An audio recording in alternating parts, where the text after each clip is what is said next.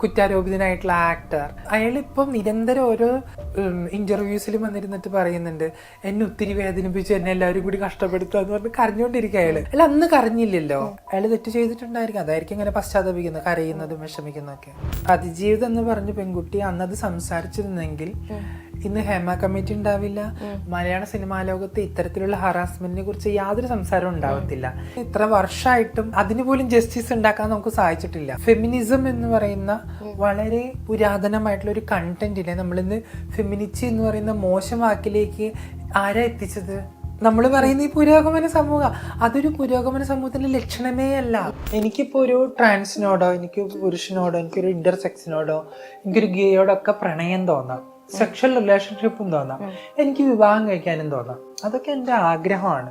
വിവാഹം കഴിച്ചാൽ എല്ലാവരും ഒരുമിച്ച് ജീവിക്കണം എന്നൊന്നും നിർബന്ധമൊന്നുമില്ല. വിവാഹം എന്ന ഇൻസ്റ്റിറ്റ്യൂഷൻ തന്നെ ഇപ്പോഴും ചേഞ്ച് ആയിക്കൊണ്ടിരിക്കുക, പലർക്കും പല രീതിയിലും. എം.കെ. മുനീർ വഴിയാണ് നമ്മൾ സർവേ ചെയ്യുന്നതും പോളിസി ഡെവലപ്പ് ചെയ്യുന്നതും.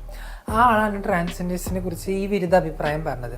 ജൂണില് ക്യൂർ പ്രൈഡിന് ഐക്യദാർഢ്യം പ്രഖ്യാപിച്ച് എം.കെ. മുനീർ പോസ്റ്റ് ഇട്ടിരുന്നു. ഒരു 1 hour കഴിഞ്ഞപ്പോൾ എം.കെ. മുനീർ ആ പോസ്റ്റ് ഡിലീറ്റ് ആണ് ചെയ്തത് ഇൻസ്റ്റാഗ്രാമിൽ നിന്ന്. ഒരു സമൂഹത്തിന് വേണ്ടി പോളിസി തയ്യാറാക്കുകയും അതിനുവേണ്ടി എഫേർട്ട് എടുക്കുകയും ചെയ്യുന്ന ഒരു മിനിസ്റ്റർ ആ സമൂഹത്തിന് എതിരെ സംസാരിക്കുന്നുണ്ടെങ്കിൽ അത് ശരിക്കും പൊളിറ്റിക്സും മതവും കൂടിയിട്ടുള്ള ഒരു സംഭവമാണെന്ന് ഞാൻ വിശ്വസിക്കുന്നത്. Joy of jewellery shopping, biggest joy of jewellery shopping ഇതാ ആരംഭിച്ചു. ജ്വല്ലറി ഷോപ്പിംഗിന്റെ യഥാർത്ഥ ആനന്ദം അനുഭവിച്ചറിയൂ. Joy Alukkas, world's favourite jeweller. Sheethal ഇടതുപക്ഷത്തോടൊപ്പം ചേർന്ന് നിൽക്കുന്ന ഒരാളാണ്. ഞാൻ ഇടതുപക്ഷത്തോടൊപ്പം ചേർന്ന് നിൽക്കുന്നില്ല, ബട്ട് ആ ഒരു ചിന്താഗതികളൊക്കെ വളരെയധികം ഫോളോ ചെയ്യുന്ന ഒരാളാണ്. അതായത് വേറൊന്നും ഇല്ലാത്തതുകൊണ്ട്. എന്താണ് ശീതളിന് തോന്നിയ ഒരു ട്രാൻസ് കമ്മ്യൂണിറ്റിക്ക് വേണ്ടി ഇടതുപക്ഷ സർക്കാർ ഇപ്പൊ 10ാം വർഷത്തിലേക്ക് എത്തുന്നു? എന്ത് കാര്യങ്ങളാണ് നല്ല മാറ്റങ്ങൾ ചെയ്തത്, അല്ലെങ്കിൽ അവർ കൊണ്ടുവന്ന ചേഞ്ചസ് ശീതൾ നോക്കിക്കാണുമ്പോൾ എന്താ തോന്നുന്നത്? ഞാൻ പറഞ്ഞല്ലേ 2000-ലാണ് ഞാൻ ബാംഗ്ലൂർ പോകുന്നത്. അതിനുശേഷം ഒരു 2005 വരെ ഞാൻ അവിടെ ഒരു ഓർഗനൈസേഷനിൽ ഉണ്ടായിരുന്നു, സംഗമ എന്ന് പറഞ്ഞ ഓർഗനൈസേഷൻ. ഇപ്പോഴും ഞാൻ സംഗമയുടെ ബോർഡ് മെമ്പറാണ്. സംഗമ വഴിയാണ് കേരളത്തില് പോളിസി ഡെവലപ്മെന്റിന് ചേഞ്ച് കൊണ്ടുവരുന്നത്. അപ്പൊ അന്ന് 2013 നമ്മൾ അപ്രോച്ച് ചെയ്യുന്നത് ഗവൺമെന്റിന്, സ്റ്റേറ്റ് ഗവൺമെന്റിനെ. അപ്പൊ അന്ന് ഞാൻ SMFK എന്ന് പറയുന്ന സംഘടനയുടെ സ്റ്റേറ്റ് ലെവൽ സെക്രട്ടറി ആയിരുന്നു. അപ്പൊ അന്ന് സ്റ്റേറ്റ് ആണ് പറയുന്നത് ഈ കമ്മ്യൂണിറ്റി ഇവിടെ ഇല്ല, ജീവിച്ചിരിക്കുന്നില്ല എന്നുള്ളത്. അങ്ങനെ ആ കമ്മ്യൂണിറ്റിയെ റിയലൈസ് സൊസൈറ്റിയുടെ മുമ്പിൽ അത് അവരുണ്ടെന്ന് അറിയാൻ വേണ്ടിയിട്ട് ഒരു സർവേ അപ്രോച്ചബിൾ ആവുന്നു. ആ സർവേക്ക് നേതൃത്വം കൊടുത്തു. 5 ഡിസ്ട്രിക്റ്റിന്റെ കോർഡിനേറ്റർ ആയിരുന്നു ഞാൻ, സ്റ്റേറ്റ് ലെവലും കോർഡിനേറ്റർ ആയിരുന്നു. അപ്പോൾ അതിൽ പങ്കാളിയായിരുന്ന സമയത്ത് ആണ് സ്റ്റേറ്റിന് മനസ്സിലാവുന്നത് ഇത്രയധികം ആളുകളൂടെ ഉണ്ട്. അന്ന് 4000 പേരാണ് ഐഡന്റിറ്റി തുറന്നു പറഞ്ഞു വരുന്നത്. ദെൻ 2015 ശേഷം പോളിസി ഇനോഗ്രേഷൻ 15 വരുന്നു. 16 പുതിയ ഗവൺമെന്റ് വരുന്നു, ഇടതുപക്ഷ സർക്കാർ വരുന്നു. ഇടതുപക്ഷ സർക്കാരിന് വന്നതിന് ശേഷമാണ് എനിക്ക് തോന്നുന്നത് ഇന്ത്യയിൽ ആദ്യമായിട്ട് ഒരു ബജറ്റ് അലൊക്കേഷൻ ഉണ്ടാവുന്നത്, സ്റ്റേറ്റ് ബജറ്റ് അലൊക്കേഷൻ. നമുക്കൊരു ബോർഡ് ഉണ്ടാവുന്നു, ഇന്ത്യയിൽ ആദ്യമായിട്ടൊരു ട്രാൻസ്ജെൻഡർ ബോർഡ് ഉണ്ടാവുന്നത്. ഞാൻ ബോർഡ് മെമ്പർ ആയിരുന്നു. പിന്നെ കമ്മ്യൂണിറ്റിയുടെ വെൽഫെയറിനെ ഇൻഹാൻസ് ചെയ്യാൻ വേണ്ടിയിട്ട് നമുക്കൊരു ട്രാൻസ്ജെൻഡർ സെല്ല് രൂപീകരിക്കുന്നു. അതിനുശേഷം 2018 ഒരു പ്രോജക്റ്റ് വരുന്നു, റെയിൻബോ പ്രോജക്റ്റ്. ഈ പ്രോജക്റ്റ് വഴിയാണ് ആരോഗ്യം, വിദ്യാഭ്യാസം, തൊഴിൽ, നിയമം, റിലേഷൻഷിപ്പ്, കൗൺസിലിംഗ്, എഡ്യൂക്കേഷൻ, സ്കോളർഷിപ്പ്, അങ്ങനെ നിരവധി കാര്യങ്ങൾ ഉൾപ്പെടുത്തിയിട്ടുള്ള ഒരു കമ്പോണന്റാണ് റെയിൻബോ പ്രോജക്റ്റ്. അപ്പം ഞാൻ പറഞ്ഞു വരുന്നത് 2000 മുതൽ 2005 വരെ ഞാൻ സംഗമയിൽ വർക്ക് ചെയ്തിട്ടുണ്ട്. ആഫ്റ്റർ 2011 മുതൽ 16 വരെ പെഹച്ചാൻ പ്രോജക്റ്റും സംഗമ റൺ ചെയ്തിരുന്നത്, അതിൽ ഞാൻ വർക്ക് ചെയ്തിട്ടുണ്ട്. ആ സ്റ്റേറ്റിൽ സംഗമയ്ക്ക് ചെയ്യാൻ പറ്റാത്തൊരു കാര്യമാണ് കേരളത്തിൽ വന്ന് അവർ ചെയ്തിട്ടുള്ളത്.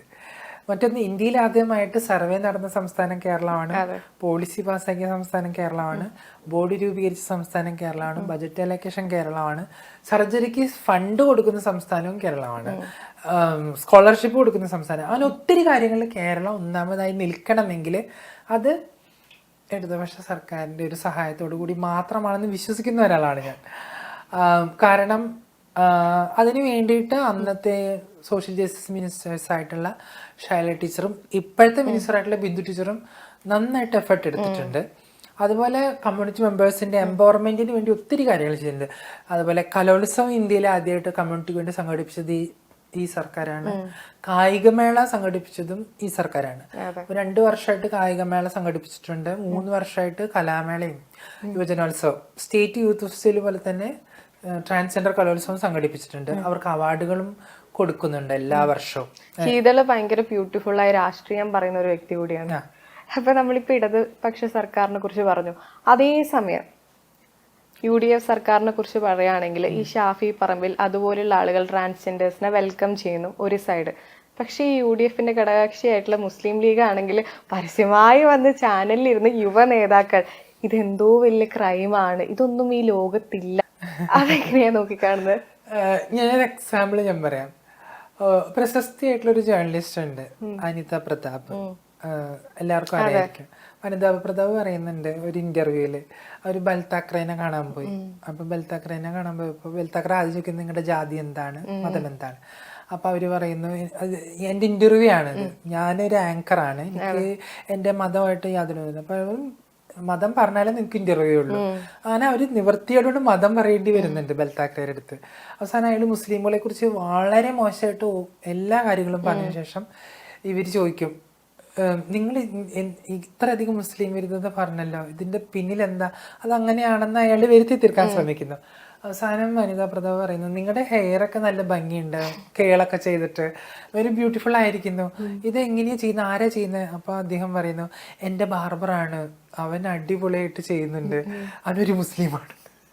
അപ്പൊ വനിതാ പ്രതാപ് അയാളോട് ചോദിച്ചു, നിങ്ങൾ ഈ കണ്ട വരാതെ മുഴുവൻ ഈ മുസ്ലിം കമ്മ്യൂണിറ്റിനെ കുറിച്ച് പറഞ്ഞിട്ട് സ്വന്തം വീട്ടിലൊരു ബാർബറിന് സ്വന്തം തല വെച്ച് കൊടുക്കുന്നുണ്ടല്ലോ, അതും ഒരു മുസ്ലിമിന്, നിങ്ങൾക്ക് ഇത് എങ്ങനെ ഇതിനെ കണക്ട് ചെയ്യാൻ പറ്റുന്ന? അതാണ് പൊളിറ്റിക്സ്.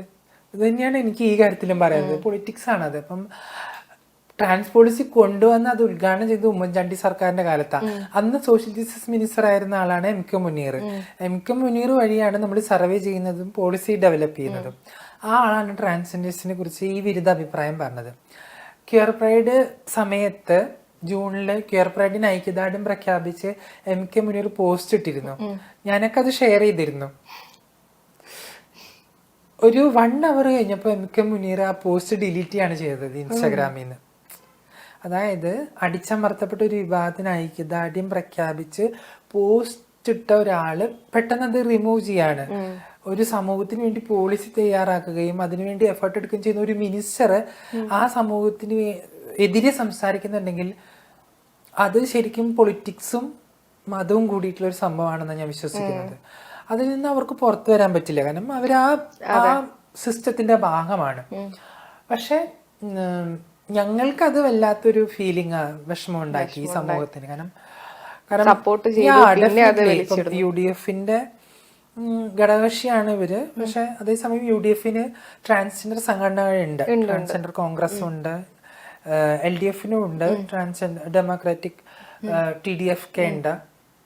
അപ്പം രാഷ്ട്രീയത്തിൽ അവർ പ്രവേശിക്കുന്നുണ്ട് കമ്മ്യൂണിറ്റീസ്. പക്ഷെ ഈ രാഷ്ട്രീയ നേതാക്കന്മാർക്ക് ഇതിനെക്കുറിച്ചുള്ള ഒരു നോളജ് സെൻസ് ഇല്ലെങ്കിൽ എന്ത് ചെയ്യുമെന്നുള്ളത്. അപ്പൊ ഇവരൊക്കെ ഇതിവിടെ നിന്ന് സംസാരിക്കുന്നുണ്ട്. ഇവരൊക്കെ ഇപ്പൊ യൂറോപ്യൻ കൺട്രീസിലൊക്കെ പോവാണെങ്കിൽ അവിടെ മന്ത്രിസഭകളിൽ അവര് മന്ത്രിമാരാ, മേയർമാരാ ഓരോ സ്റ്റേറ്റിലൊക്കെ. US ഓരോ സ്ഥലങ്ങളിൽ മേയേഴ്സാ.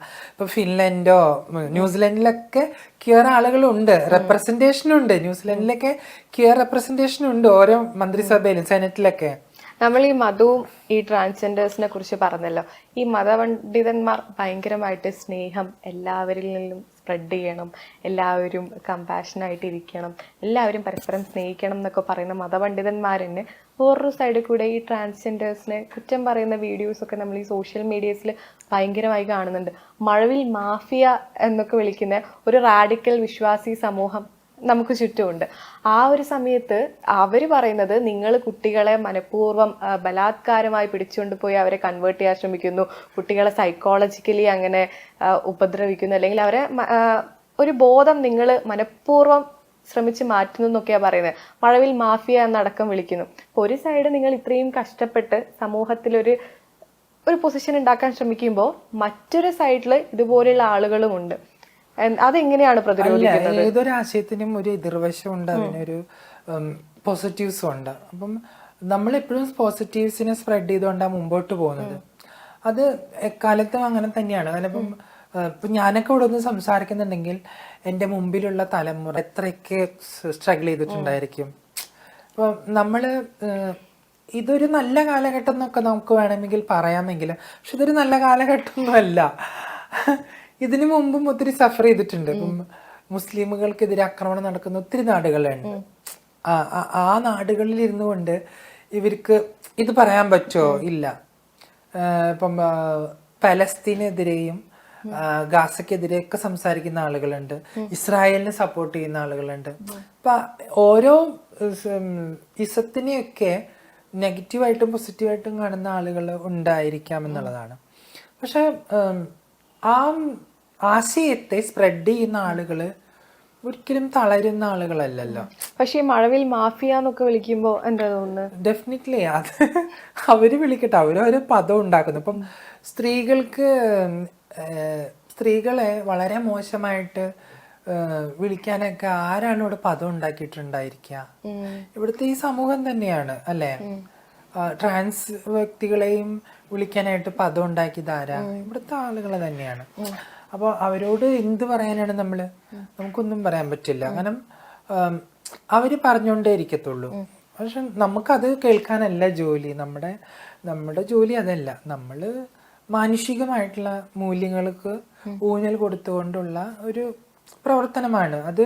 ഇപ്പം വുമൺ എംപവർമെന്റിനെ കുറിച്ച് സംസാരിക്കുമ്പോൾ എല്ലാവരും പറയും സ്ത്രീകൾക്കെതിരെയുള്ള അതിക്രമണങ്ങൾ ഉണ്ട്, പക്ഷെ അവരുടെ നിയമം മുഴുവൻ സ്ത്രീകൾ അതെടുത്ത് ദുരുപയോഗം ചെയ്യാണ്. ഡെഫിനറ്റ്ലി അതില് ചില ഇഷ്യൂസ് ഉണ്ടായിരിക്കും, പക്ഷെ അത് മൊത്തം സ്ത്രീ സമൂഹത്തെ അത് ബാധിക്കുന്ന ഒരു കാര്യമാണല്ലോ.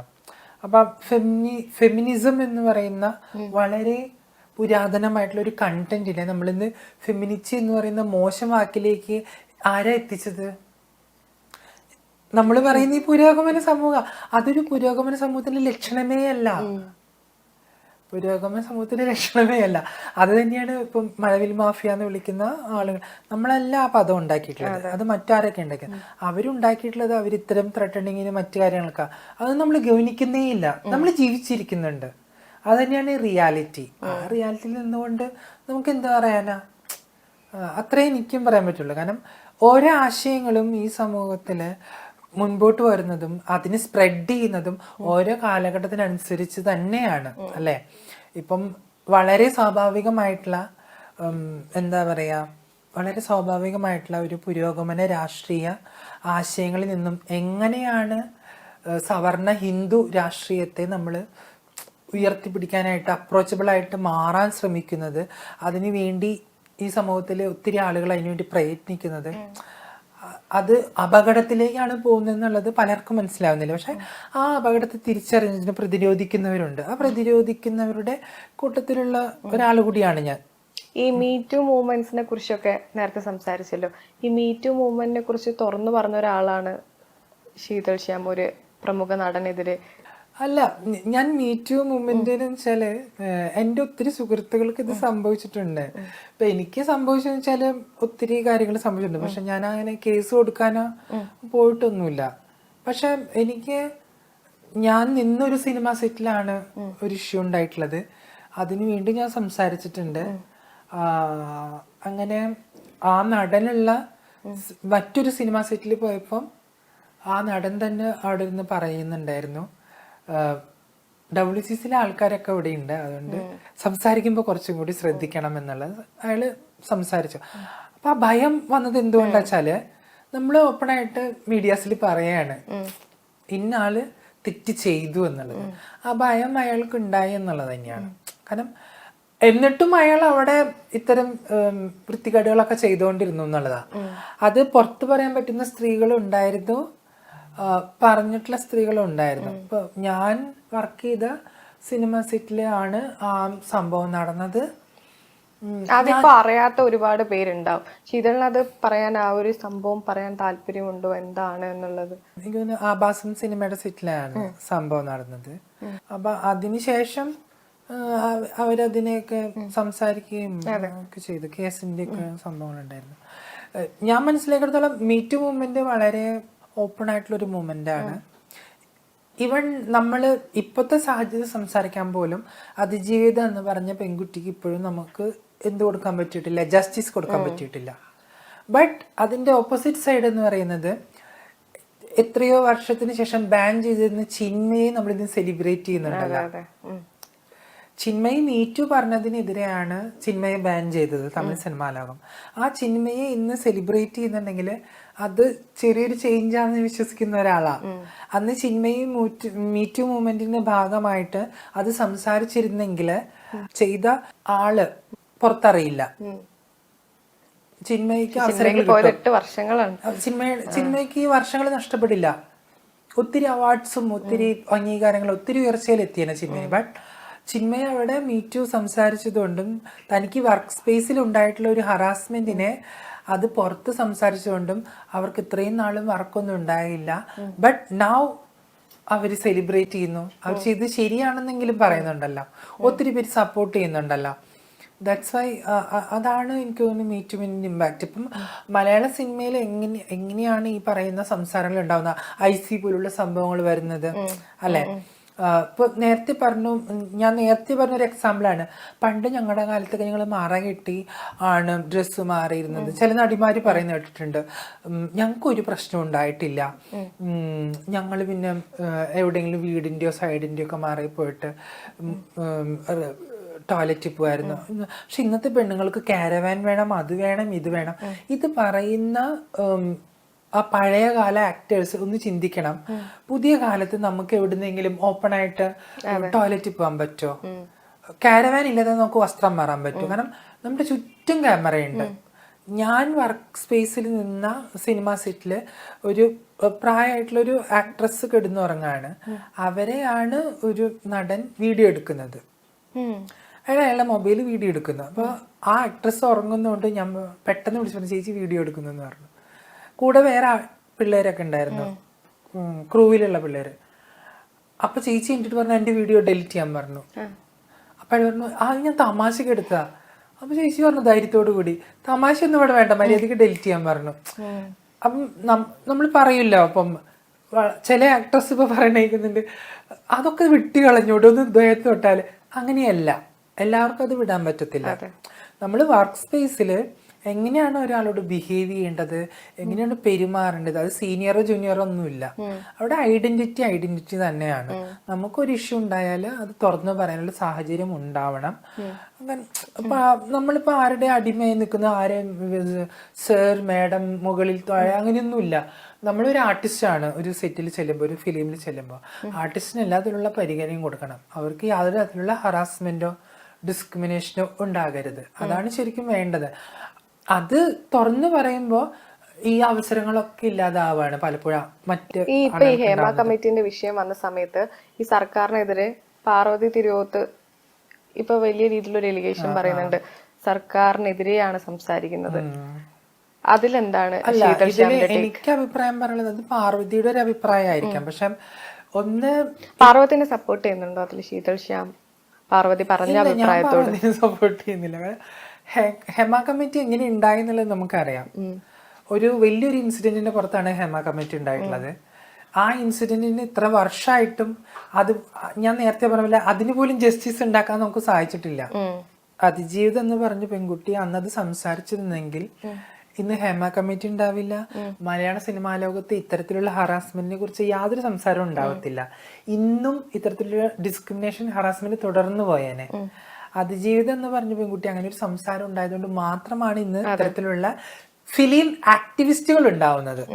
ഓക്കെ, പണ്ട് സിനിമയിൽ നിരൂപകർ മാത്രമേ ഉണ്ടായിട്ടുള്ളൂ, ഫിലിമിനെ ക്രിട്ടിക് ചെയ്യുന്ന ആളുകൾ ഉണ്ടാവുള്ളൂ. ഇന്ന് ഫിലിമിന് ആക്ടിവിസ്റ്റുകളുണ്ട്, സിനിമ ആക്ടിവിസ്റ്റുകളുണ്ട്. അതായത് സിനിമയിൽ നടക്കുന്ന പ്രശ്നങ്ങൾ, ബുദ്ധിമുട്ടുകൾ, സിനിമ ഒരു വ്യവസായമാണ്. ആ വ്യവസായത്തിന്റെ പരിസരത്ത് നടക്കുന്ന ഇഷ്യൂസിനെ അഡ്രസ് ചെയ്യാൻ പറ്റുന്ന ഒത്തിരി ആക്ടിവിസ്റ്റുകളുണ്ട്. അതിൽപ്പെട്ട ഒരാളാണ് പാർവതി. പാർവതി ഒരു ആക്ടിവിസ്റ്റും കൂടിയാണ്, ഒരു തിയേറ്റർ ആർട്ടിസ്റ്റ് ആണ്, ഒരു ഫിലിം ആക്ട്രസും കൂടിയാണ്. അത് പാർവതിയുടെ അഭിപ്രായം. ബട്ട് ഹേമ കമ്മിറ്റി എന്ന് പറയുന്നത് എൻറ്റയർ ആയിട്ടുള്ള വലിയൊരു കമ്മ്യൂണിറ്റിയുടെ അവരുടെ സ്ട്രഗ്ലിങ്ങിന്റെയും അവരുടെ സഫറിങ്ങിന്റെയും അവരുടെ ഹറാസ്മെന്റിന്റെയും വേദനകളുടെ ഒക്കെ ഒരു റിപ്പോർട്ടാണല്ലോ. ആ റിപ്പോർട്ടിന് വാല്യൂ കൊടുക്കണം എന്നാണ് ഞാൻ വിശ്വസിക്കുന്നത്. ആ വാല്യൂ ഉള്ളത് കൊണ്ടായിരിക്കാം ഗവൺമെന്റ് അത്തരത്തിലുള്ള തീരുമാനം എടുക്കുക, അതിനു വേണ്ടി പണം മുടക്കി അങ്ങനെ ഒരു അപ്രോച്ചബിൾ ആയിട്ടുള്ള ഒരു ഏരിയ സർക്കാരിന്റെ കൂടെയാണ്. സർക്കാരിന്റെ കൂടെ എന്നല്ല, ഒന്ന് ഇതിനൊരു പോസിബിലിറ്റിയുടെ പ്രശ്നമുണ്ടല്ലോ. കാരണം ഇപ്പൊ ആ റിപ്പോർട്ട് സർക്കാരിന്റെ കയ്യിലല്ലല്ലോ, ആ റിപ്പോർട്ട് പുറത്തു വന്നു, ശരിക്കും സമൂഹത്തിന്റെ കയ്യിലാണ്. അതിൽ റിപ്പോർട്ട് ചെയ്തിട്ടുള്ള ഓരോ വ്യക്തികളുമാണ് അതിന് ആൻസറബിൾ ആവേണ്ടത്. ഇപ്പൊ സർക്കാരിന് ഞാനൊരു വിക്ടിമാണ്, അല്ലെങ്കിൽ ഞാനൊരു സർവൈവർ ആയിട്ടുള്ള ഒരാളാണ്, അതിജീവിക്കുന്ന ഒരാളാണ്, എന്നെ കൈപിടിച്ച് സർക്കാരിന് കൊണ്ടുവന്ന് നിങ്ങൾക്ക് നീതി വാങ്ങിച്ചു തരാമെന്ന് സർക്കാരിന് പറയാൻ പറ്റില്ല. അവിടെ കോർട്ടിനാണ് അതിന് സാധ്യത. നിങ്ങൾ കേസ് കൊടുക്കണം, അല്ലേ? നിങ്ങൾ ആർക്കെതിരെയാണോ സംസാരിച്ചില്ല ആൾക്കെതിരെ കേസ് കൊടുക്കണം, നിങ്ങളത് വാദിക്കണം, അതിന് വേണ്ടുന്ന ഹെൽപ്പൊക്കെ വേണമെങ്കിൽ സർക്കാർ ചെയ്യും. അവിടെ നമ്മൾ ഇല്ലാത്തതാണ് പ്രശ്നം, അതായത് ഈ പറയുന്ന ആളുകൾ ഇല്ലാത്തതാണ് യഥാർത്ഥത്തിൽ പ്രശ്നം എന്നുള്ളതാണ്. മറ്റൊന്ന്, ഒത്തിരി അലിഗേഷൻസ് നടന്ന ആളുകളൊക്കെ വീണ്ടും വെളിയിൽ വരികയല്ലേ. പിന്നെ കുറ്റാരോപിതനായിട്ടുള്ള ആക്ടർ, അയാളിപ്പം നിരന്തരം ഓരോ ഇന്റർവ്യൂസിലും വന്നിരുന്നിട്ട് പറയുന്നുണ്ട്, എന്നെ ഒത്തിരി വേദനിപ്പിച്ചു, എന്നെ എല്ലാവരും കൂടി കഷ്ടപ്പെടുത്തുക എന്ന് പറഞ്ഞ് കരഞ്ഞുകൊണ്ടിരിക്കുക അയാള്. അല്ല, അന്ന് കരഞ്ഞില്ലല്ലോ, അയാൾ ഇപ്പോഴും കരഞ്ഞുകൊണ്ടിരിക്കുക. അപ്പം ആ പെൺകുട്ടിയുടെ വേദന, ഇപ്പൊ ചിന്മയെ നമ്മൾ കണ്ടതുപോലെ ആ പെൺകുട്ടി ഇത്രയും വർഷം അഭിനയിക്കേണ്ട സ്ഥിതി അല്ലെ, അവളുടെ വേദന, അവളുടെ വിഷമം, അവളുടെ റിയാലിറ്റി, ഐ ഡോണ്ട് നോ. എനിക്ക് പേഴ്സണലി ആ കുട്ടീനെ അറിയുന്നതാ. അവളുടെ ഇത്രയും വർഷത്തെ പ്രയത്നങ്ങളൊക്കെ എവിടെ പോവും എന്നുള്ളതാണ്. അവിടെ എപ്പോഴും ഒരു മെയിൻ സ്ട്രീം നായകൻ എന്നുള്ള രീതിയിൽ അദ്ദേഹത്തിന് കൊടുക്കുന്ന ഒരു പരിവേഷം ഉണ്ടല്ലോ ഇപ്പോഴും സമൂഹം. അപ്പൊ അതാണ് എന്നെ അത്ഭുതപ്പെടുത്തുന്നത്. സമൂഹം ആരുടെ വശത്താണെന്നുള്ളതാണ് എന്നെ അത്ഭുതപ്പെടുത്തുന്നത്. തെറ്റ് ചെയ്തിട്ടുണ്ടെങ്കിൽ നമ്മൾ കരയേണ്ട, സമൂഹത്തിന് മുമ്പിൽ പശ്ചാത്താപിക്കേണ്ട ആവശ്യമൊന്നുമില്ല. തെറ്റ് ചെയ്യാത്തവർക്ക് അത് ചെയ്യേണ്ട ആവശ്യമില്ല, തെറ്റ് ചെയ്തവർക്ക് അത് ചെയ്യേണ്ട ആവശ്യമുള്ളൂ. ഐ തിങ്ക് നമുക്ക് ഇങ്ങനെയൊക്കെ കാണുമ്പോൾ അയാൾ തെറ്റ് ചെയ്തിട്ടുണ്ടായിരിക്കും, അതായിരിക്കും ഇങ്ങനെ പശ്ചാത്തപിക്കുന്നത്, കരയുന്നതും വിഷമിക്കുന്നതൊക്കെ. ഈ ട്രാൻസ്ജെൻഡേഴ്സിന്റെ സർജറിനെ കുറിച്ച് വളരെയധികം ഒരു ചോദ്യങ്ങൾ സമൂഹത്തിനുണ്ട്. കാരണം സർജറി ചെയ്ത് ട്രാൻസ്ജെൻഡർ മരിക്കുന്നു എന്നുള്ളൊരു വാർത്തകളും യാഥാർത്ഥ്യമൊക്കെ നമ്മൾ കണ്ടതാണ്. അപ്പോൾ ആളുകൾ പേടിക്കുന്നുണ്ട് ഈ സർജറിനെ കുറിച്ചിട്ട്. എന്താണ് പറയാനുള്ളത്? ഒന്ന്, നമ്മുടെ നാട്ടിലെ സർജറി എന്ന് പറയുന്ന പ്രോസസ്സിന് അത്ര വലിയ നാളുകളൊന്നും ആയിട്ടില്ല. അപ്പം ഈ കമ്മ്യൂണിറ്റിയുടെ ഒരു പരമ്പര എടുക്കുകയാണെങ്കിൽ ആധുനിക ശാസ്ത്രപരമായിട്ടുള്ള സർജറി അല്ലാതെയുള്ള ഒത്തിരി സർജറി ചെയ്തിട്ടാണ് ഇവിടെയുള്ള കമ്മ്യൂണിറ്റി ഉണ്ടായിട്ടുള്ളത്. ഒത്തിരി പേര് മരണപ്പെട്ടിട്ടുണ്ട്, ഒത്തിരി പേര് ജീവിച്ചിരിക്കുന്നുണ്ട്, ഒത്തിരി പേര് സർവൈവ് ചെയ്യുന്നുണ്ട്. ഹൈ റിസ്ക് ആയിട്ടുള്ള ഒരു സംഭവമല്ലേ സർജറി എന്ന് പറയുന്നത്? അങ്ങനെയല്ല. അപ്പം നമ്മുടെ ഈ ആരോഗ്യരംഗം ഒത്തിരി മാറ്റം സംഭവിച്ചിട്ടുണ്ട്, സയൻസിന് ഒത്തിരി മാറ്റം സംഭവിച്ചിട്ടുണ്ട്, ടെക്നോളജിക്കും സംഭവിച്ചിട്ടുണ്ട്. അതുപോലെ തന്നെയാണ് സർജറിയുടെ കാര്യത്തിൽ. ഇപ്പൊ നമുക്ക് പണ്ടുണ്ടായിരുന്ന ഒരു കാസ്ട്രേഷൻ എന്നുള്ള രീതിയിൽ അപ്പുറമുള്ള ഒത്തിരി ചേഞ്ചസ് അത് കേരളത്തിലും എല്ലാ സർജറികളും, വജൈനോപ്ലാസ്റ്റി, SRS, ബ്രസ്റ്റ് ഇംപ്ലാന്റേഷൻ, അങ്ങനെ ഒത്തിരി ഫാലിസ് കൺസ്ട്രക്ഷൻ, ഒത്തിരി സർജറീസും ഹോർമോൺ പ്ലാസ്റ്റിക് സർജറീസും ഒക്കെ ഡെവലപ്ഡ് ആയിട്ടുണ്ട്. അത് മെച്ചപ്പെട്ട ഹോസ്പിറ്റൽസിൽ ചെയ്യുന്നവരുണ്ട്, അല്ലാതെയുള്ള സ്ഥലങ്ങളിലും ചെയ്യുന്നവരുണ്ട്. നല്ല ടെക്നീഷ്യൻസിന്റെ അടുത്ത് പോയിട്ട് ട്രീറ്റ് ചെയ്യുന്നവരുണ്ട്, അല്ലാത്തടുത്ത് പോവുകയും ചെയ്യുന്നവരുണ്ട്. അപ്പം മാക്സിമം നമ്മൾ അവെയർ ആയിരിക്കുക എന്നുള്ളതാണ്. അപ്പം നല്ല ഫെസിലിറ്റിയിൽ പോയി ചെയ്യുമ്പോൾ അതിൻ്റെതായിട്ടുള്ള ഒരു അപ്രോച്ച് ഉണ്ടായിരിക്കും, മോശം ഫെസിലിറ്റിയിൽ പോയി ചെയ്യുമ്പോൾ അതിൻ്റെതായിട്ടുള്ള അപ്രോച്ച്. അനന്യയുടെ മരണത്തിന് ശേഷമാണ് ഈ സർജറിന്റെ ഒരു ഭയം. അല്ല, കേരളത്തിൽ അങ്ങനെയാണ് നടക്കുന്നത്. പക്ഷെ അതിനു മുമ്പും സർജറിയുടെ പ്രശ്നം ഉണ്ടായിട്ടുണ്ട്. ഈവൻ ബാംഗ്ലൂരിൽ അങ്ങനെ ഒരു സംഭവം ഉണ്ടായിട്ടുണ്ട്. ശില്പ എന്ന് പറയുന്ന ഒരു ട്രാൻസ്. അപ്പൊ ആ കുട്ടിക്ക് 18 വയസ്സായി. പക്ഷെ ആ കുട്ടി വീട്ടുകാരൊക്കെ വിട്ട് വന്നതായിരുന്നു. പക്ഷെ ആ കുട്ടീനെ സർജറി ചെയ്യാനായിട്ട് ആ കുട്ടി നിർബന്ധിക്കുന്നു. ആ കുട്ടിയുടെ മദറിനെ, ഗുരുവിനെ നിർബന്ധിക്കുന്നു. ബയോളജിക്കൽ മമ്മി അല്ല, അവരുടെ കമ്മ്യൂണിറ്റി മദറിനെ നിർബന്ധിക്കുന്നു. മദർ സർജറി ചെയ്ത് കൊടുക്കുന്നു. അങ്ങനെ ഒരു സിഗ്നല് വെച്ചിട്ട് ഫാമിലി ഒരു ദിവസം റോട്ടിലൂടെ പോകുമ്പോൾ ഈ കുട്ടീനെ കാണുന്നു. അവരാ വണ്ടി കയറ്റി ആ കുട്ടീനെ കൊണ്ടുപോകുന്നു. ആ കുട്ടി ഓൾറെഡി കുറച്ച് മാനസികമായിട്ട് കുറച്ച് ഇഷ്യൂസ് ഉള്ള ഒരു കുട്ടിയായിരുന്നു. അപ്പം നമ്മുടെ ഒരു കമ്മ്യൂണിറ്റി സിസ്റ്റം ഒരു ഗ്രാമത്തിൽ ജീവിക്കുന്നുണ്ടെങ്കിൽ അവരുടെ അടുത്ത് വരുന്ന ആളുകൾ ആരാ എന്താണെന്നൊന്നും അവർ ചോദിക്കാറില്ല.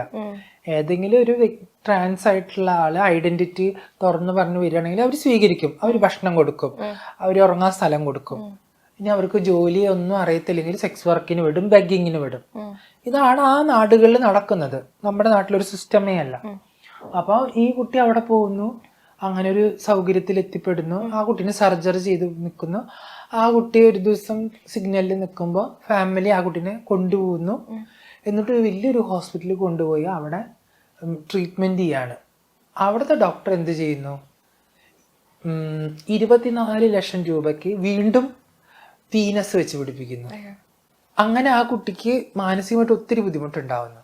അങ്ങനെ ആ കുട്ടി ആ വീട്ടിൽ നിന്ന് ആരും അറിയാതെ വീണ്ടും ഈ സമൂഹത്തിന്റെ അടുത്തേക്ക് വരുന്നു, കമ്മ്യൂണിറ്റിയുടെ അടുത്തേക്ക്. അങ്ങനെ ഈ ചേലയുടെ അടുത്തേക്ക് വരുന്നു. ചേലയുടെ അടുത്തേക്ക് വരുമ്പോൾ ഈ കുട്ടിക്ക് ഒന്ന് സർജറി ചെയ്ത ഒരു അവയവമാണ്. തൊടയിൽ നിന്ന് ഫാലിസ് കൺസ്ട്രക്ഷൻ ചെയ്തിട്ടുള്ള ഇതാണ് പീനസ് കൺസ്ട്രക്ഷൻ. അപ്പൊ അതുകൊണ്ട് വലിയ ഉപയോഗമില്ല. ഓൾറെഡി ആ കുട്ടിയുടെ കാസ്ട്രേഷൻ മുമ്പ് നടന്നുകൊണ്ട് പീനസും ടെസ്റ്റിക്കിൾസ് ഒക്കെ പോയതായിരുന്നു. അവിടെയാണ് ഈ ഡോക്ടർ 24 lakhsന് ഈ കൺസ്ട്രക്ഷൻ നടത്തിയത്. അപ്പൊ വീട്ടുകാരെ വിചാരം സർജറി പീനസ് കൺസ്ട്രക്ഷൻ ചെയ്താൽ ഈ കുട്ടീനെ തിരിച്ച് ആൺകുട്ടീരെ പോലെ ആവും, ശില്പയിൽ നിന്ന് മാറി ഇവര് അസൈൻ ചെയ്ത ജെൻഡറിലേക്ക് തന്നെ ആവുമെന്ന് വിചാരിച്ചിട്ട് ഇവര് ഇത് ചെയ്തു. പക്ഷെ ഈ കുട്ടിയുടെ ഈ പീനസ് കൺസ്ട്രക്ഷൻ ചെയ്തത് ആ കുട്ടിക്ക് ഒട്ടും പറ്റുന്നുണ്ടാവില്ല. കാരണം തൊടയിൽ നിന്ന് മാംസം എടുക്കുകയും അതില് ദുർഗന്ധം വരികയും, കാരണം അതുകൊണ്ട് ഒരു ഉപയോഗമില്ല. ചുമ്മാ ഒരു അവയവം പോലെ സംഭവം. അവരാണെങ്കിൽ അത് ഇത്തിരി വലുതായിട്ടൊക്കെയാണ് സർജറി ചെയ്ത് വിട്ടത് ആ കുട്ടീനെ.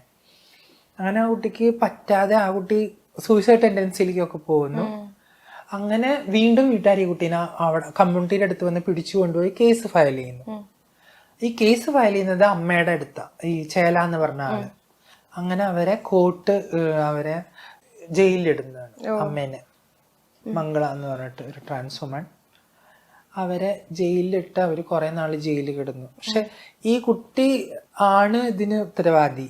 പക്ഷെ സമൂഹം പറഞ്ഞത് ഈ കുട്ടീനെ പിടിച്ചോണ്ടോ എന്നൊക്കെയാണ്. ഇവരുടെ അടുത്ത് പറഞ്ഞത് ഈ കുട്ടി പറഞ്ഞിട്ടുള്ള വേർഡ്സും അല്ലെങ്കിൽ ഐഡന്റിറ്റിയും സ്പേസ് ഒക്കെ റോങ് ഇൻഫർമേഷൻ ആയിരുന്നു. കള്ളം പറയായിരുന്നു ഇന്ന സ്ഥലത്തു നിന്നൊക്കെ. ഈ കുട്ടിയുടെ വീട്ടുകാർ സാമ്പത്തികമായിട്ട് വളരെ ഇതുള്ളവർ. അതുകൊണ്ടാണല്ലോ 24 lakhsന് സർജറി ചെയ്യാൻ പറ്റിയത്. ആ കേസ് അവിടെ നടന്നിട്ടുണ്ടായിരുന്നു. ആ കേസിന്റെ പേരിൽ ഒരു ഡോക്യുമെന്ററി ഒക്കെ ഇറങ്ങിയിട്ടുണ്ടായിരുന്നു, ബട്ടർഫ്ലൈ എന്ന് പറഞ്ഞിട്ട്. ഞാൻ സംഗമയിൽ ഇരിക്കുമ്പോഴൊക്കെ ആ ഡോക്യുമെന്ററി കണ്ടിട്ട് 2011-15 സമയത്തൊക്കെ ആയിരുന്നു ഈ ഇഷ്യൂ ഉണ്ടാവുന്നത്. ശില്പ എന്ന് പറഞ്ഞിട്ട് വലിയൊരു ഇഷ്യൂ ആയിരുന്നു അത് ബാംഗ്ലൂരില്. ഒത്തിരി ട്രാൻസ് വുമൻസിനെ കൊണ്ടുപോയി അറ്റാക്ക് ചെയ്യുകയൊക്കെ ചെയ്തു. ഒരു ഗ്രാമം മുഴുവൻ ട്രാൻസ്ജെൻഡേഴ്സ് ആയിരുന്നു താമസിച്ചിരുന്നത്, ദാസറഹള്ളി എന്ന് പറഞ്ഞിട്ട്. അത് ബാംഗ്ലൂർ റൂറലിൽ നിന്ന് കുറച്ച് അർബനിലേക്ക് വരുമ്പോഴാണ് നാഗ്വാര ദാസറഹള്ളി എന്ന് പറഞ്ഞിട്ട്. അവിടെ ഒരു 100-150-ലധികം വീടുകളിൽ അവർ താമസിക്കുന്നുണ്ടായിരുന്നു. അവരെ പോലീസ് മുഴുവൻ അവിടെ നിന്ന് ആ ഗ്രാമം നിങ്ങളെ പോണം, ഇവിടെ ആരും താമസിക്കാൻ പാടില്ല അറ്റാക്ക് ചെയ്തു. അന്ന് BJP ഗവൺമെന്റ് ഒക്കെ ആയിരുന്നു. ഇഷ്യൂസ് ഒക്കെ ആയിട്ട് ഭയങ്കര ഇഷ്യൂ ആയിരുന്നു. അങ്ങനെ ഇവരെല്ലാവരും കൂടി പോയി, അങ്ങനെ ഇവരുടെ നായക്കുമാരും എല്ലാവരും കൂടി വന്ന് മീറ്റിംഗ് കൂടി ലാസ്റ്റ് പോലീസ് സ്റ്റേഷൻ കയറി ഇവര് പ്രൊട്ടസ്റ്റ് ചെയ്തു, സമരം ചെയ്തു. സമരം ചെയ്തതിന്റെ ഫലമായിട്ടാണ് രാഷ്ട്രീയക്കാർ ഇടപെട്ടതും 2 പേരെ മാത്രം അറസ്റ്റ് ചെയ്ത് അതിലേക്ക് കൊണ്ടുപോയിട്ട് ഇഷ്യൂ വലിയ മീഡിയ ഇഷ്യൂസ് ആയിരുന്നു. അനന്യയുടെ വിഷയം എന്ന് പറയുന്നത്, അനന്യയുടെ വിഷയത്തെ ഇപ്പോഴും നമ്മൾ സർജറിയുടെ വിഷയമായിട്ടാണ് കണ്ടിരിക്കുന്നത്. പക്ഷെ പേഴ്സണലി അത് എന്നെ സംബന്ധിച്ചിടത്തോളം ഞങ്ങള് അനന്യയുടെ അറിയുന്ന ഒരാളുകളാണ്. പക്ഷെ അത് മാത്രമാണോ എന്നുള്ള കാര്യത്തിലും സംശയമുണ്ട്. കാരണം ആഫ്റ്റർ സർജറി അനന്യ ഒത്തിരി പ്രോഗ്രാംസുകളിലൊക്കെ പോയിട്ടുണ്ട്, ഒത്തിരി സാമൂഹികമായിട്ട് കുറച്ചെങ്കിലും ഇതെങ്കിലും. പിന്നെ അവസാനത്തെ ആ സമയങ്ങളിലായിരുന്നു അവള് യേശുവിനെ കുറിച്ച് പറഞ്ഞതിന് ശേഷമാണ് അവൾക്ക് കുറച്ചുകൂടി ബുദ്ധിമുട്ടുകളൊക്കെ അവള് ഓപ്പൺ ആയിട്ട് പറയുന്നത്. അതിനു മുമ്പ് വരെ അനന്യയുടെ സർജറിന്റെ സമയത്ത് മുതൽ കുറെ കാര്യങ്ങളൊക്കെ പേഴ്സണലായിട്ട് നമുക്ക് അറിയാവുന്നത് കൊണ്ട് തന്നെ അത് മാത്രമാണോ എന്നുള്ളത് ഒരു പ്രശ്നമാണ്. പക്ഷെ സർജറി പ്രശ്നമായിരുന്നു എന്നുള്ളത് ഒരു റിയാലിറ്റി തന്നെയാണ്. പക്ഷെ മരണം കാരണം അത് തന്നെയാണെന്നുള്ളത് കൺഫ്യൂഷൻ ഉണ്ട് എനിക്കിപ്പോഴും. കാരണം അനന്യയുടെ പാർട്ട്ണർ മരിക്കുന്നുണ്ട് അവിടെ പിറ്റേ ദിവസം. അനന്യ അങ്ങനെ ഒരു ആത്മഹത്യ ചെയ്യേണ്ട ആളേ അല്ല. അപ്പൊ എന്തൊക്കെയോ ഒരു ദുരൂഹതകൾ ഇപ്പോഴും ഉണ്ട്. അതിനും ഒരു ജസ്റ്റിസ് ആയിട്ടില്ല ഇപ്പോഴും, ഇത്രയും നാള് കഴിഞ്ഞിട്ടും. അപ്പം ശരിക്കും നമ്മുടെ കേരളത്തില് പ്രൊഫഷണൽ ആയിട്ട് സർജറിയുമായി ബന്ധപ്പെട്ട്, പ്രത്യേകിച്ച് ട്രാൻസ് ബോഡിയുമായി ബന്ധപ്പെട്ട് സർജറികളൊക്കെ പ്രാക്ടീസ് ചെയ്തിട്ടുള്ള ടെക്നീഷ്യൻസും പ്രൊഫഷണൽസും വളരെ കുറവാണ്. അപ്പൊ അതിന്റെ ഒരു അപാകതയുണ്ട്. പക്ഷെ എത്രത്തോളം സേഫ് ആണ് കേരളത്തിലെ ട്രാൻസ്ജെൻഡർ സർജറി എന്ന് പറയുന്നത്? സേഫ് എന്ന് പറയുന്നത് ഇപ്പം എനിക്ക് എന്റെ ശരീരത്തെ കുറിച്ചും എന്റെ ബോഡിയുടെ നിലനിൽപ്പിനെ കുറിച്ചൊക്കെ എനിക്ക് ബോധമുണ്ട്. ഇതുപോലെ ആയിരിക്കത്തില്ല മറ്റൊരു ട്രാൻസ് പേഴ്സണ്. കാരണം അവരെ സംബന്ധിച്ചിടത്തോളം അവരുടെ ഓറിയന്റേഷൻ, അവരുടെ ഹോർമോൺ ഇൻബാലൻസ്, അവരുടെ മാനസിക നിലവാരം ഇതൊക്കെ പലതരത്തിലായിരിക്കാം. അപ്പൊ അതുകൊണ്ട് അവർ കൗൺസിലിംഗ് എടുക്കുന്ന ആ പ്രൊഫഷണൽ ആയിട്ടുള്ള വ്യക്തിയുമായിട്ടുള്ള ആ ഒരു ഇതിലായിരിക്കാം ചിലപ്പോൾ കൂടുതൽ അപ്രോച്ചബിൾ ആവുന്നത്. പിന്നീടാണ് സർജറി പ്രോസസ്സിലേക്ക് പോകുന്നത്. അപ്പോൾ എപ്പോഴും അത് തയ്യാറെടുക്കുന്നത് വളരെ സൂക്ഷിച്ചു വേണം കമ്മ്യൂണിറ്റിയെ സംബന്ധിച്ചിടത്തോളം. ഇപ്പൊ നമ്മളാണല്ലോ നമ്മുടെ ബോഡി ഒരു ആരോഗ്യ രംഗത്തുള്ള ഒരാൾക്ക് കൊടുക്കുന്നത്. അപ്പൊ അത് വളരെ സൂക്ഷിക്കേണ്ടത് നമ്മുടെ ഒരു ചുമതല കൂടിയാണ്. അതുകൊണ്ട് എന്തൊക്കെ വരും വരായികളെ കുറിച്ചൊക്കെ ചിന്തിക്കണം. മറ്റൊന്ന് എന്റെ പോലെ ആയിരിക്കത്തില്ല മറ്റൊരാളുടെ ബോഡി. അതുകൊണ്ട് തന്നെ സർജറി പ്രോസസ്സും അങ്ങനെ ആയിരിക്കത്തില്ല. ഇപ്പൊ നമ്മള് മറ്റൊരാളുടെ മുഖം കണ്ടിട്ടായിരിക്കും നമ്മള് അയാളെ പോലെ ആവണം, അതുപോലെ ആക്കണം. അപ്പൊ കുറച്ച് ഫേസ് ലിഫ്റ്റ് ചെയ്യാം, ഐബ്രോ ലിഫ്റ്റ് ചെയ്യാം, നോസ് ചെയ്യാം, ചിക്ക് ബോൺ ചെയ്യാം എന്നൊക്കെ വിചാരിച്ച് കോസ്മെറ്റിക് സർജറി ചെയ്യുന്നവരുണ്ട്. അങ്ങനെ അബ്ദം പറ്റിയവരുണ്ട് കമ്മ്യൂണിറ്റിയിൽ. അതുപോലെ ഇന്ന ആളുടെ പോലെ സൗന്ദര്യം വരും എനിക്ക് എന്നൊക്കെ വിചാരിച്ചിട്ട് ബോഡീനെ പല രീതിയിൽ ഇത് ചെയ്യുന്നവരുണ്ട്. അപ്പൊ കേരളത്തിൽ ഇപ്പം ഒത്തിരി സർജറികൾ കഴിഞ്ഞു. എറണാകുളത്ത് ഒരു സ്വകാര്യ ആശുപത്രിയില് 400ഓളം സർജറികൾ കഴിഞ്ഞിട്ടുണ്ട് 2021 വരെ. അപ്പൊ അത് കൂടിയിട്ടുണ്ടാവും. പക്ഷെ ഇപ്പോ ഗവൺമെന്റ് ഹോസ്പിറ്റലുകളിൽ സർജറി ചെയ്യാൻ തുടങ്ങിയിട്ടുണ്ട്. ഇപ്പൊ കോട്ടയം മെഡിക്കൽ കോളേജിൽ സർജറി ചെയ്യുന്നുണ്ട്. ഇനിയിപ്പോ എറണാകുളം മെഡിക്കൽ കോളേജിൽ സർജറി വരും. ഓൾറെഡി ഗവൺമെന്റ് ആണ് ഫണ്ട് പ്രൊവൈഡ് ചെയ്യുന്നത്. അപ്പൊ ട്രാൻസ് വുമണിന് കുറവ് തുകയാണ്, ട്രാൻസ് മെന്നിന് കൂടുതൽ തുകയാണ്. കാരണം അവരുടെ സർജറി ഇത്രയും അതിന്റെ ഒരു എഫക്റ്റീവ് ആയിട്ടുള്ള ഒരു സൈഡ് വേറെയാണ്. അതുപോലെ ട്രാൻസ് വുമൻസിന്റെയും സെപ്പറേറ്റ് ആണ് എമൗണ്ട്. ഇത് ഗവൺമെന്റ് എത്ര ഫണ്ടാ ശരിക്കും നിങ്ങൾക്ക് വേണ്ടി പ്രൊവൈഡ് ചെയ്യുന്നത്? ട്രാൻസ് വുമൻസിന് ഏകദേശം 2,50,000 ആഫ്റ്റർ കെയറും ഉണ്ട്. ഏകദേശം ഒരു 3 lakhsന്റെ ഇടയിൽ വരും.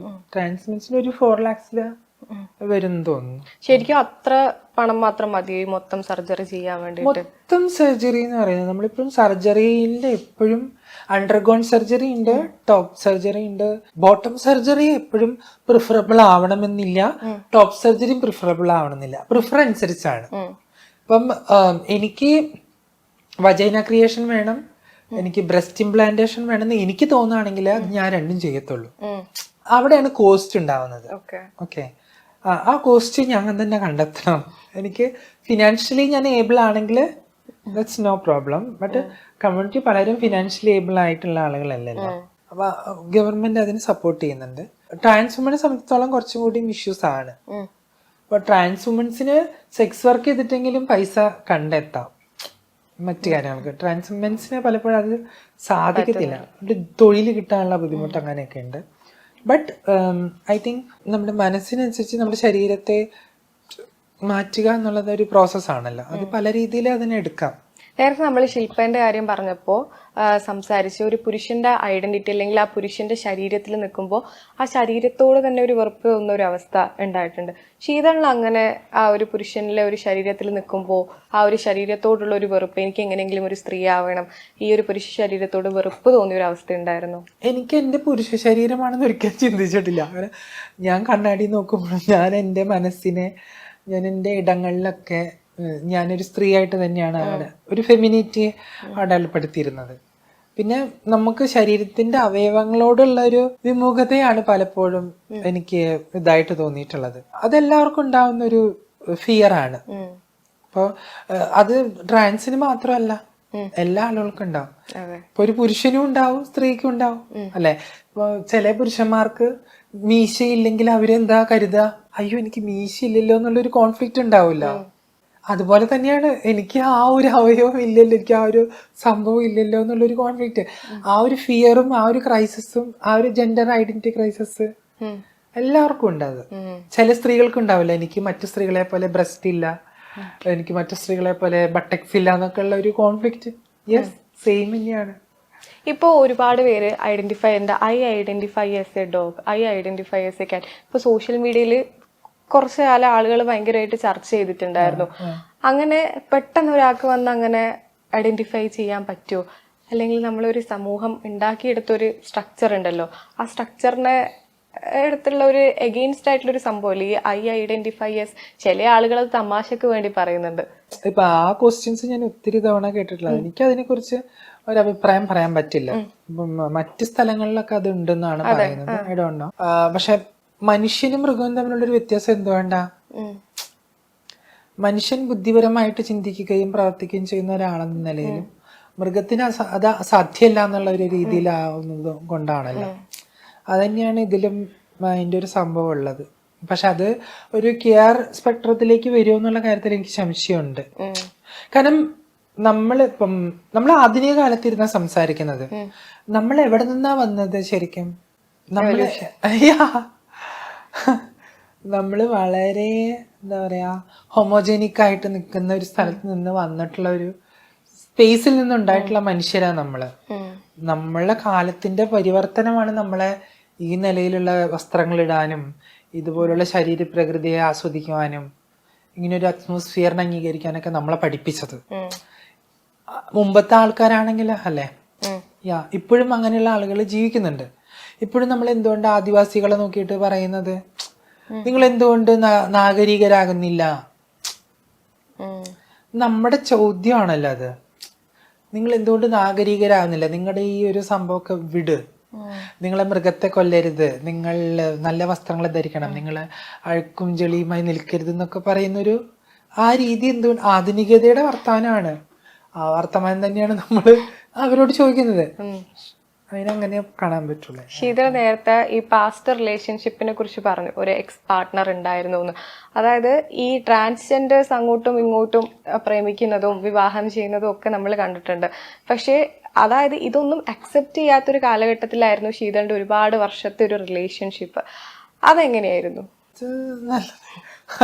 അത് നല്ലതായിരുന്നു, റിലേഷൻ അടിപൊളിയായിരുന്നു, കുഴപ്പമുണ്ടായില്ല. കാരണം ജീവിച്ച സമയം വളരെ സന്തോഷകരമായിട്ട് ഞാൻ ജീവിച്ചിട്ടുണ്ട്. ആ സമയത്ത്, അതായത് ഈ കമ്മ്യൂണിറ്റിനൊന്നും അറിയാത്ത സമയത്ത് എന്നെ കൈപിടിച്ച് നടന്നിട്ടുള്ള അതാണ് അതിൽ ഏറ്റവും വലിയൊരു പോസിറ്റീവ് ആയിട്ടൊരു പോയിന്റ്. ആ സമൂഹം ഒട്ടും അക്സെപ്റ്റ് ചെയ്യാത്ത, എന്താണെന്ന് തിരിച്ചറിയാത്ത ഒരു സമയത്താണ് ശീതളിന് അതുപോലത്തെ ഒരു റിലേഷൻഷിപ്പ് ഉണ്ടായിട്ടുള്ളത്. അത് ഞങ്ങളൊരു 16 വർഷം ഒരുമിച്ചുണ്ടായിരുന്നു. മെമ്മറബിൾ മൂമെന്റ് ആയിരുന്നു. That's it. എനിക്കാണെങ്കിലും അങ്ങനെയുള്ള ഒരു മെമ്മറീസ് ഉണ്ട്. ആ സമയത്ത് എനിക്ക് ഞങ്ങൾക്കും ഒരുമിച്ച് ജീവിക്കാൻ പറ്റുമെന്ന് ഈ സമൂഹത്തോട് കാണിക്കാൻ പറ്റി എന്നുള്ളതാ അല്ലെ. അത്രേ ഉള്ളൂ. ഇനിയിപ്പോ നമ്മള് വിവാഹം കഴിച്ചാൽ എല്ലാവരും ഒരുമിച്ച് ജീവിക്കണം എന്നൊന്നും നിർബന്ധമൊന്നുമില്ല. വിവാഹം എന്ന ഇൻസ്റ്റിറ്റ്യൂഷൻ തന്നെ ഇപ്പോഴും ചേഞ്ച് ആയിക്കൊണ്ടിരിക്കുക പലർക്കും പല രീതിയിലും. അപ്പൊ അത് വിവാഹത്തിലേക്കൊന്നും ഞങ്ങൾ പോണ്ട എന്നുള്ളത് തീരുമാനിച്ചിട്ടുണ്ടായിരുന്നു. ഒരുമിച്ച് ജീവിക്കുക, ഒരുമിച്ച് കഴിയാന്നുള്ളതായിരുന്നു. അതുകൊണ്ട് തന്നെയാണ് ഞങ്ങൾക്കും ബ്രേക്കപ്പ് ആവാനും പറ്റിയത് കുറെ നാളുകൾക്ക് ശേഷം. ഈ കമ്മ്യൂണിറ്റി നിങ്ങൾ എപ്പോഴും ഒരു കൂട്ടായ്മയായിട്ടാണ് നിൽക്കുന്നത്. പക്ഷെ ആ സമയത്ത് പോലും നമ്മൾ നോക്കുമ്പോൾ ഈ കമ്മ്യൂണിറ്റിക്കിടയിൽ നിന്ന് തന്നെ ഒരു ഭിന്നാഭിപ്രായം ഉണ്ടാവാറുണ്ട്. നല്ലതാണ്. അത് ഓൾറെഡി ഇപ്പൊ നമുക്കറിയാം. രാഷ്ട്രീയം എടുക്കുകയാണെങ്കിൽ ഓപ്പോസിറ്റ് പാർട്ടി, നെഗറ്റീവ് പാർട്ടി ഉണ്ടാവും. ഈ രാഷ്ട്രീയ പാർട്ടിയിലുള്ള ആള് നാളെ വേറെ രാഷ്ട്രീയ പാർട്ടി പോവും അല്ലെ. ഒരു ഫാമിലിയിൽ എങ്ങനെയാണ് ഫാദർ മദർ വഴക്കൂടും തല്ലൂടും അഭിപ്രായ വ്യത്യാസങ്ങളുണ്ടാവും. സിനിമ ഇൻഡസ്ട്രിയിൽ ഉണ്ടാവും, പുസ്തകം, ലിറ്ററേച്ചർ, ജുഡീഷ്യറി, എല്ലായിടത്തും ഈ പറയുന്ന അഭിപ്രായ വ്യത്യാസങ്ങളുണ്ടാവും. ഈ സമൂഹത്തിൽ അതുണ്ട്. സ്ത്രീകൾക്കിടയിലും ഉണ്ടല്ലോ, പുരുഷന്മാർക്കിടയിലും ഉണ്ടല്ലോ. അപ്പൊ ഇപ്പൊ നമ്മള് ഇപ്പം മീഡിയാസ് ഒക്കെ ഓപ്പൺ ചെയ്താല് ഈ ക്രൈമിൽ ഏറ്റവും കൂടുതൽ ആരാ ചെയ്യുന്നത്? പുരുഷന്മാരാണല്ലോ. സ്ത്രീകളായിരിക്കും 2ാം സ്ഥാനത്ത്. ക്രൈമോ പിടിച്ചുപറിയോ മറ്റേ കുഞ്ഞുങ്ങളെ കൊല്ലുന്നത്, പീഡിപ്പിച്ചു, വിവാഹ വാഗ്ദാനം നൽകി, അങ്ങനെയൊക്കെ ഇതൊന്നും നമുക്കിടയിലില്ല. നമ്മുടെ ഇടയിൽ ചെറിയ ചെറിയ അഭിപ്രായ വ്യത്യാസങ്ങൾ ഉണ്ടാവണം. അതെനിക്ക് തോന്നുന്നു ഉണ്ടാവണം, അതെ. അല്ലേ? അങ്ങനെ ഒരു, അതായത് വിയോജിപ്പുകളും യോജിപ്പുകളും ഒരുമിച്ച് അതിനെ റെസ്പെക്ട് ചെയ്തുകൊണ്ട് മുമ്പോട്ട് പോകുന്ന ഒരു സമൂഹത്തിനായിരിക്കും കുറച്ചും കൂടി ഒരു പവർ ഉണ്ടായിരിക്കുക. ഒരേ വേവ് ലെങ്ത് ആണെങ്കിൽ ഒരു രസം ഉണ്ടാവില്ലല്ലോ. ഈ അടുത്ത് ഇപ്പൊ സീമാ വിനീത് പറഞ്ഞു, കല്യാണം കഴിഞ്ഞ ശേഷം ഒരാൾ ട്രാൻസ് ആയിട്ട് സ്വയം അടയാളപ്പെടുത്തുകയാണെങ്കിൽ അല്ലെങ്കിൽ സ്വയം തിരിച്ചറിയുകയാണെങ്കിൽ അതൊരു തെറ്റാണ് എന്ന രീതിയിലാണ് അവരൊരു സ്റ്റേറ്റ്മെന്റ് പറഞ്ഞത്. ശീതൾ ശ്യാമിന് അതൊരു തെറ്റായ ഒരു സ്റ്റേറ്റ്മെന്റ് അല്ലേ സമൂഹത്തിന് മുന്നിൽ കാട്ടിക്കൊടുക്കുന്നത്? അല്ല, ഒന്ന് സീമ പറഞ്ഞതിന്റെ ഒരു അഭിപ്രായം എന്ന് വെച്ചാൽ അത് അവരുടെ അഭിപ്രായമാണ്, അത് അവരുടെ അറിവില്ലായ്മയായിരിക്കും. നമ്മൾ എങ്ങനെയാണ് വന്നത് എന്നൊക്കെ സ്വയം നമ്മൾ തന്നെ ചിന്തിക്കണം. എന്നിട്ട് വേണം നമ്മൾ ഇത്തരം ഓപ്പൺ ആയിട്ടുള്ള ഈ കമ്മ്യൂണിറ്റിന്റെ ഉള്ളിൽ തന്നെയുള്ള ഒരാള്, ഒരു നല്ലൊരു പൊസിഷനിൽ ഇരിക്കുന്ന ഒരാള് ഇതുപോലൊരു തെറ്റായ മെസ്സേജ് കൊടുക്കുന്നത് ശരിയായിട്ട്? അതാ ഞാൻ പറഞ്ഞത്, അത് അറിവില്ലായ്മന്റെ പ്രശ്നമാണെന്നാണ് ഞാൻ പറഞ്ഞത്. അപ്പം ഒരു പെൺകുട്ടിയെ വിവാഹം കഴിച്ചു ജീവിതം തകർത്തു എന്നുള്ളത്. ഒരു പെൺകുട്ടി വിവാഹം കഴിച്ച് എങ്ങനെയാ പെൺകുട്ടിയുടെ ജീവിതം തകരുന്നത്? പെൺകുട്ടിക്ക് പണിയെടുക്കാൻ കഴിഞ്ഞെങ്കിൽ അവൾ ജീവിക്കും. ഇനിയിപ്പോൾ അവളുടെ അനുമതി ഉണ്ടായിട്ടാണ് കുട്ടി ഉണ്ടായിട്ടുണ്ടെങ്കിൽ അവൾ അതിനെ വളർത്തും, അല്ലെങ്കിൽ അവൾക്ക് വളർത്താൻ പറ്റില്ലെങ്കിൽ ഓപ്പോസിറ്റുള്ള ആൾക്ക് കൊടുക്കും. അവിടെ ഇങ്ങനെ ജീവിതം തകരുന്നത് അല്ലേ? പണ്ടത്തെ കാലത്തൊക്കെയാണെങ്കിൽ നമുക്ക് പറയാം അയ്യോ ജീവിതം തകർന്നതൊക്കെ. കാരണം ഭർത്താവിന്റെ കാശ് കൊണ്ട് ജീവിച്ചിരുന്ന, അല്ലെങ്കിൽ ഭർത്താവ് എന്ന് പറയുന്ന ആളുടെ ഇതില് കുടുംബം എന്ന് പറയുന്ന സംഭവത്തെ നോക്കാൻ വേണ്ടി മാത്രം നിൽക്കുന്ന ഒരു ഇതായിരുന്നു സ്ത്രീ എന്ന് പറയുന്നത്. ഇന്ന് അങ്ങനെയല്ല, ഇന്നിപ്പോ ഓപ്പൺ ആണ്. പെൺകുട്ടികൾ ഡിവോഴ്സ് ആയാലും പെൺകുട്ടികൾ സുഖമായിട്ട് ജീവിക്കും, അവര് സുഖമായിട്ട് പണിയെടുക്കും, അവര് നല്ല മെച്ചപ്പെട്ട ജീവിതം നയിക്കും, പ്രൗഡ്ഫുൾ ആയിട്ട് അവർ നിൽക്കും. അതുകൊണ്ട് അങ്ങനെ ഒരു സ്റ്റേറ്റ്മെന്റ് വേണ്ടായിരുന്നു എന്നുള്ള അഭിപ്രായമുണ്ട്. കാരണം നമ്മൾ വളരെയധികം ഡൈവേഴ്സിറ്റി ഉള്ള ആളുകളാണ്. എനിക്കിപ്പോ ഒരു ട്രാൻസിനോടോ, എനിക്ക് പുരുഷനോടോ, എനിക്കൊരു ഇന്റർസെക്സിനോടോ, എനിക്കൊരു ഗേയോടോ ഒക്കെ പ്രണയം തോന്നാം, സെക്ഷൽ റിലേഷൻഷിപ്പും തോന്നാം, എനിക്ക് വിവാഹം കഴിക്കാനും തോന്നാം. അതൊക്കെ എൻ്റെ ആഗ്രഹമാണ്.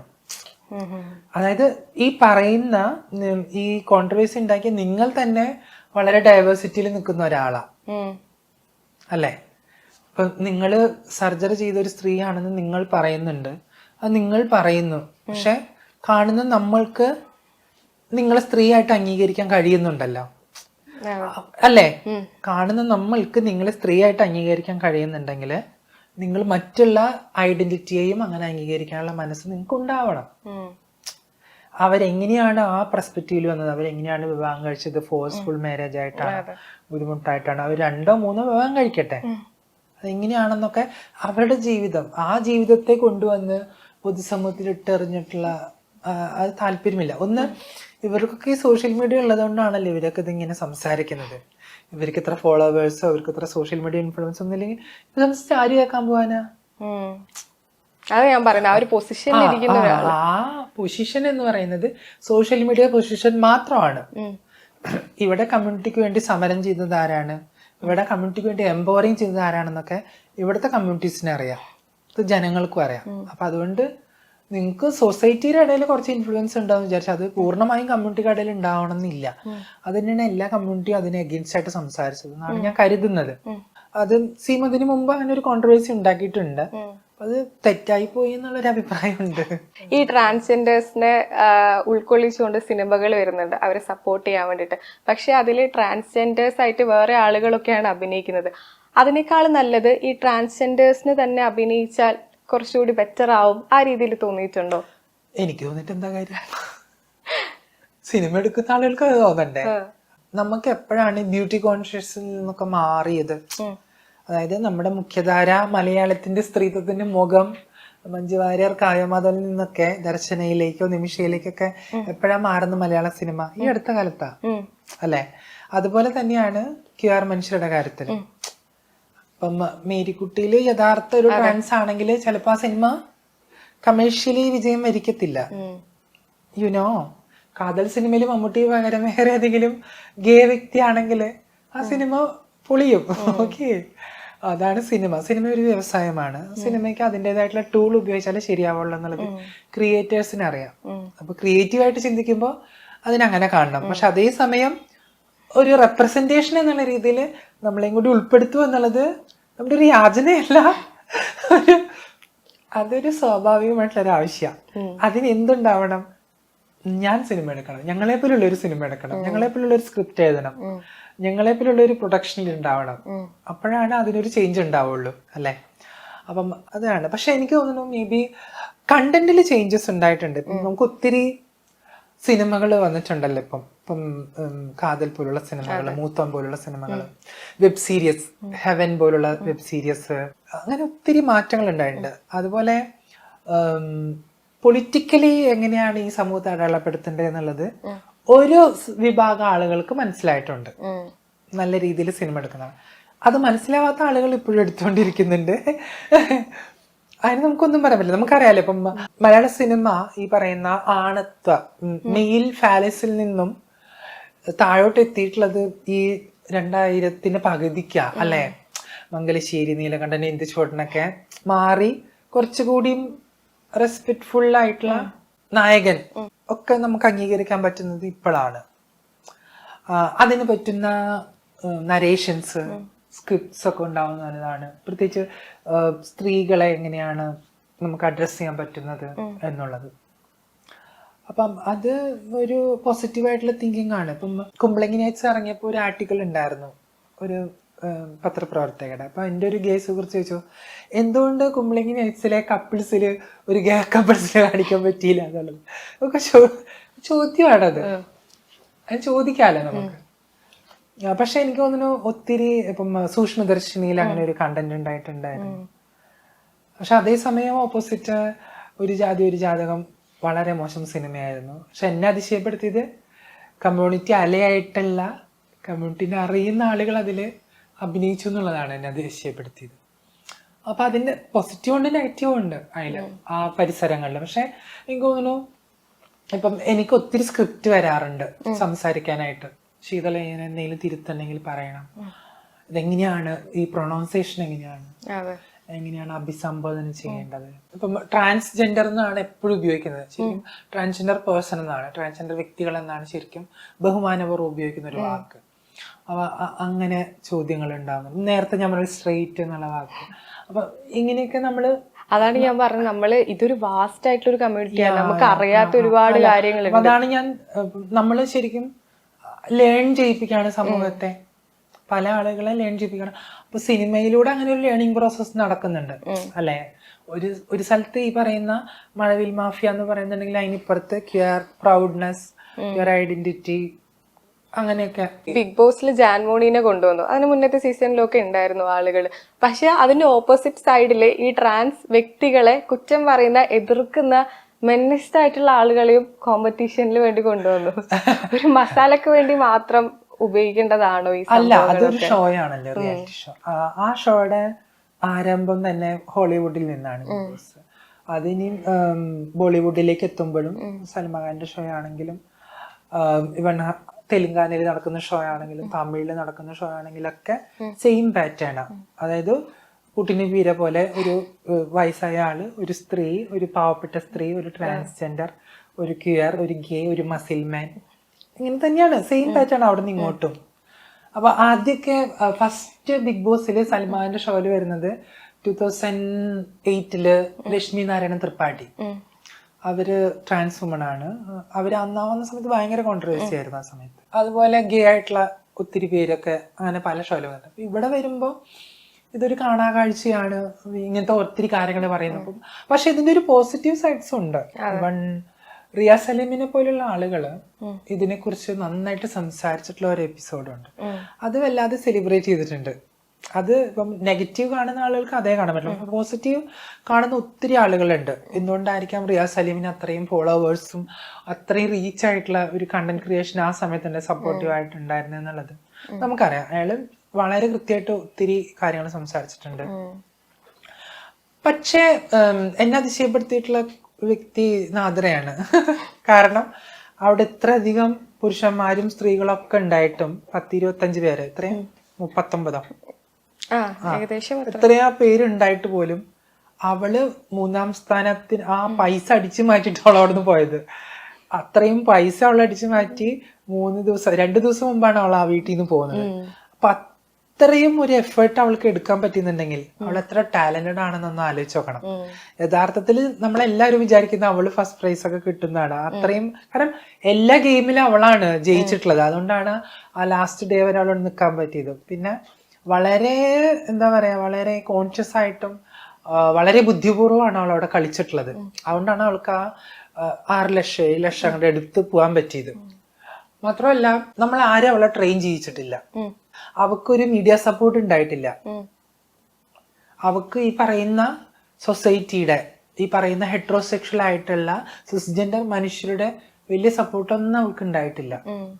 അവൾ അവിടെ കാണിച്ചതിന് മാത്രമാണ് ശരിക്കും സപ്പോർട്ട് സിസ്റ്റം ഉണ്ടായിട്ടുള്ളത്. അങ്ങനെ ജയിച്ചു വന്നൊരു കുട്ടിയാണ്.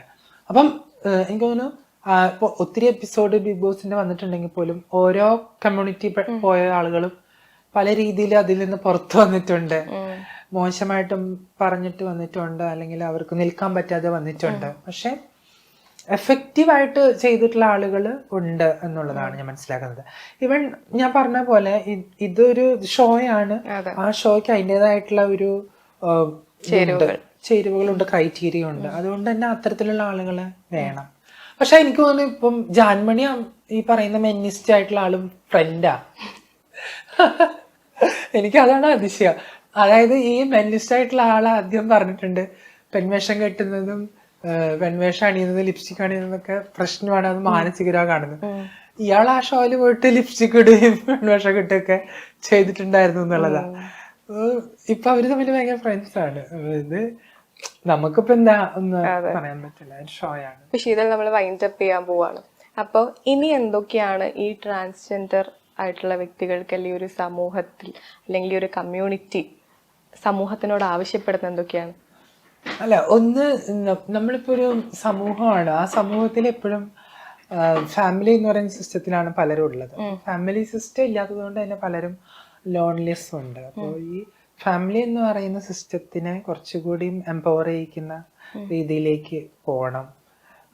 പിന്നെ അത്തരം ആളുകളെ ഒരു കുടുംബം എന്ന് പറയുന്ന സംവിധാനത്തിലേക്ക് കാണാൻ പറ്റുന്നുണ്ടെങ്കിൽ അങ്ങനെ കാണാൻ ശ്രമിക്കുക. പിന്നെ വെച്ചാൽ എനിക്ക് തോന്നുന്നു ഇന്ത്യയിലെ മാരേജ് സിസ്റ്റം ഇല്ല ക്യൂർ ആളുകൾക്ക്. ആ സംവിധാനം വരണം. പിന്നെ അഡോപ്ഷൻ റൈറ്റ്സ് ഇല്ല, അതൊക്കെ വരണം. എങ്കിൽ മാത്രമേ ഒരു സാമൂഹിക ജീവിയായിട്ട് പരിഗണിക്കാൻ പറ്റുള്ളൂ. ഇതിപ്പോ നമ്മൾ എന്തൊക്കെയോ ചെയ്യുന്നു, അവർക്ക് വേണ്ടി എന്തൊക്കെ ചെയ്യുന്നു, അവർക്ക് വേണ്ടി എന്നുള്ള രീതിയിലാണ്. അതിനപ്പുറം കുറച്ചുകൂടി ഇതായിട്ട് മാറണം. പക്ഷെ എന്നിരുന്നാലും സോഷ്യൽ ചേഞ്ചസ് ഉണ്ടായിട്ടുണ്ട്. ആ സോഷ്യൽ ചേഞ്ചസിന്റെ സ്പേസിൽ തന്നെയാണ് ഞാനും ഉള്ളതെന്നാണ് ഞാൻ വിശ്വസിക്കുന്നത്. കാരണം അത്രത്തോളം കമ്മ്യൂണിറ്റി ഇൻക്ലൂഷൻ ഉണ്ടാവുന്നുണ്ട്, എംപവറിംഗ് സിസ്റ്റം മാറിയിട്ടുണ്ട്. ബേസിക്കലി സൊസൈറ്റിക്ക് കുറച്ചും കൂടി നോളജ് സെൻസ് ഉണ്ടായിട്ടുണ്ട്. അത് വലിയൊരു പ്രോഗ്രസീവായിട്ട് മനസ്സിലാവുന്നു. അപ്പോൾ ശീതൽ പറഞ്ഞ പോലെ തന്നെ ഒരുപാട് കാര്യങ്ങൾ ഇപ്പോൾ ഒരുപാട് ചേഞ്ച് ആയി. ഇനിയും കുറച്ചുകൂടി ചേഞ്ച് ആവട്ടെ, ആളുകൾ ഇതിനെക്കുറിച്ച് പഠിക്കട്ടെ, ബോധവാന്മാരാവട്ടെ.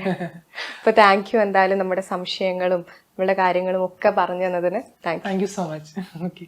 Joy of Jewelry Shopping. Biggest joy of jewelry shopping ഇതാ ആരംഭിക്കുന്നു. Jewelry shoppingന്റെ യഥാർത്ഥ ആനന്ദം അനുഭവിച്ചറിയൂ. Joy Alucas, world's favorite jeweler.